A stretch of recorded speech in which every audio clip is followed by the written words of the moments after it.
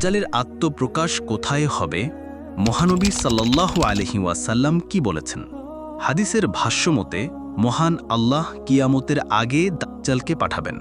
সে এসেই পৃথিবীতে ত্রাসের রাজত্ব কায়েম করবে। ধোঁকা ও প্রতারণায় মানুষের ঈমান ছিনিয়ে নিবে। তার ভয়াবহ ফিতনা সম্পর্কে রাসূল সাল্লাল্লাহু আলাইহি ওয়াসাল্লাম বলেন, আদম আলাইহিসসালাম থেকে কিয়ামত কায়েম হওয়া পর্যন্ত ফিতনার চেয়ে কোনো ফিতনা বড় নয়। মুসলিম হাদিস নম্বর 2946। দাজ্জালের নিষিদ্ধ এলাকা। হুযাইফা রাদিয়াল্লাহু তাআলা আনহু বলেন, রাসূলুল্লাহ সাল্লাল্লাহু আলাইহি ওয়াসাল্লাম বলেছেন, মক্কা মদিনা ছাড়া পৃথিবীর সব জনপদে দাজ্জাল বিচরণ করবে। কেননা এই দুই শহরের প্রতিটি রাস্তায় ফেরেশতারা সারিবদ্ধভাবে দাঁড়িয়ে পাহারাদারিতে নিয়োজিত থাকবে। অবশেষে দাজ্জাল মদিনার এক নিকটবর্তী স্থানে অবতরণ করবে।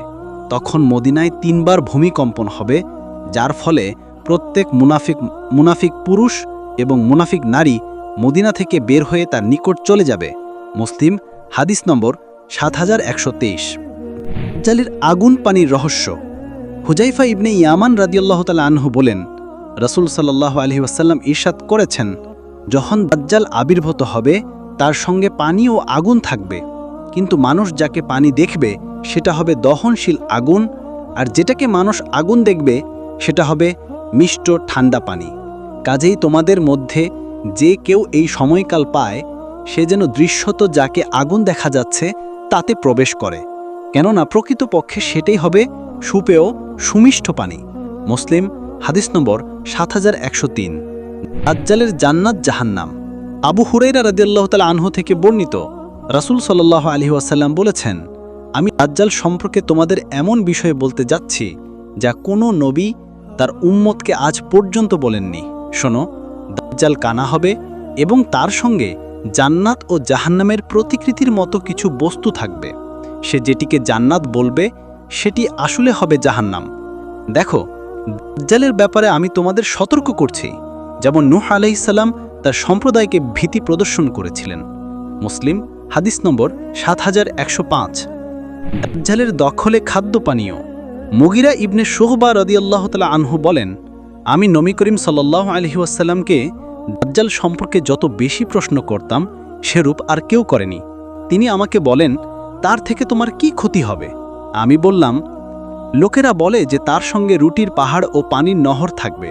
তিনি বলেন, আল্লাহর কাছে তা অতি তুচ্ছ। বুখারী হাদিস নম্বর 6637। দাজ্জালের অনুসারী নারী পুরুষ।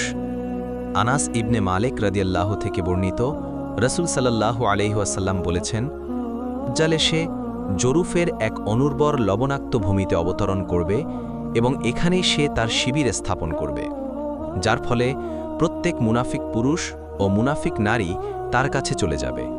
মুসলিম হাদিস নং 7124। দাজ্জাল ইহুদীদের স্বপ্নপুরুষ।